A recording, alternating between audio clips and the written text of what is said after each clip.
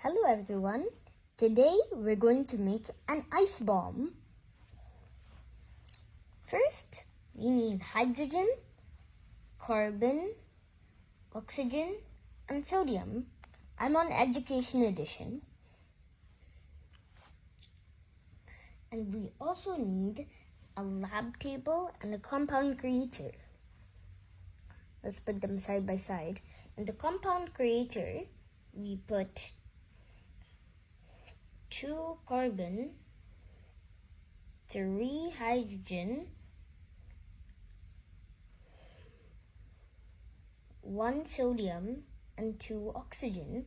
That will create sodium acetate. And it works, and it is the same in real life.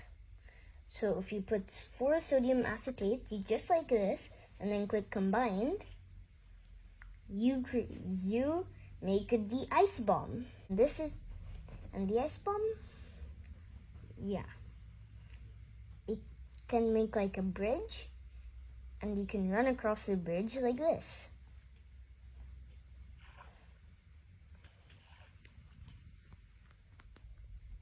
That's it, folks.